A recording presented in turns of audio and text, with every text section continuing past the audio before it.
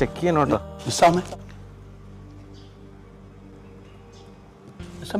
എൻ്റെ ഞാൻ അറിഞ്ഞു. ഉമ്മ പോയടാ. ഇത് എനിക്ക് നിസാമ എനിക്ക് പോകണം. എടാ മിനിഞ്ഞാന്ന് വിളിച്ചിട്ട് എൻ്റെ അടുത്ത് ചോദിച്ചു, നീ വരണ്ട, ഞാൻ വിസ എടുത്ത് ഇങ്ങ് വരാം. അപ്പോൾ വിസ എടുത്ത് ഇവിടെ പോയി. നിസാമ എനിക്ക് നാട്ടിൽ പോകണം.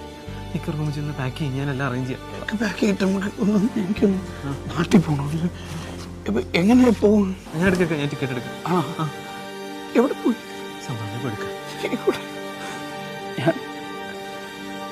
ഞാൻ നാട്ടിൽ പോകും.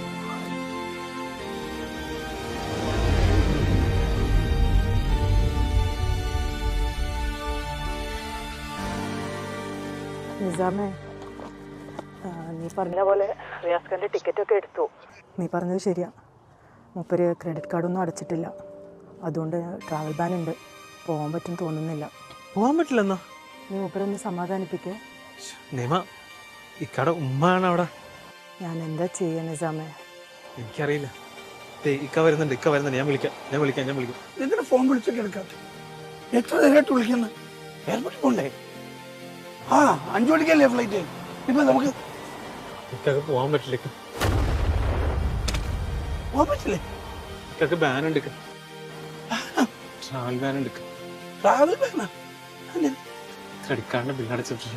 സമയം കഴിഞ്ഞ ആഴ്ച എൻ്റെ ഉമ്മ എന്നോട് പറയാം, ഒരു മുസല കൊണ്ടുവരാം. ഞാൻ പറഞ്ഞ നാട്ടിൽ നിന്ന് കാണാൻ മേടിക്കാൻ. എന്നോട് പറയാ, എൻ്റെ മോൻ എൻ്റെ കൂലി കിട്ടണം, ഈ കൊണ്ടുവരാൻ. ഇനിയിപ്പോൾ ആർക്കാ കൊണ്ട് കൊടുക്കണേ അല്ലേ? ഞാൻ എന്തിനാ കൊണ്ടുപോകണേ? ഇവിടെ കിടക്കട്ടെ.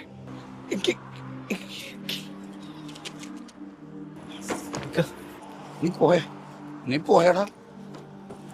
പെട്ടിലുള്ള നിസാമ, ഞാനെല്ലാം നിസ്കരിച്ചോട്ടെ നിസാമ.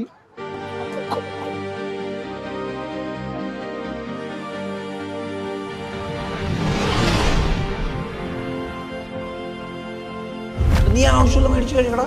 ക്രെഡിറ്റ് കാർഡല്ലേ കയ്യിരിക്കും.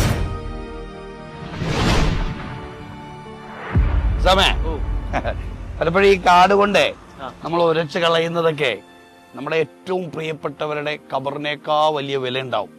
അപ്പൊ അതുകൊണ്ട് ഇതെങ്ങനെ ഉപയോഗിക്കണമെന്ന് പഠിച്ചില്ലെങ്കിൽ ഇത് വലിയ അപകടമാണ്. നമ്മുടെ കാർഡൊക്കെ ഉപയോഗിച്ച് മറ്റുള്ളവരെ തൃപ്തിപ്പെടുത്താനുള്ള ഒരു ജീവിതം ജീവിക്കാതിരിക്കുക. സ്വന്തത്തെ തൃപ്തിപ്പെടുത്താനുള്ള ജീവിതം ജീവിക്കാൻ ശ്രമിക്കുക. അല്ലെങ്കിൽ നമ്മളും ഇത്തരം അപകടങ്ങളിൽ ചെന്നുപെടും. സൂക്ഷിക്കുക.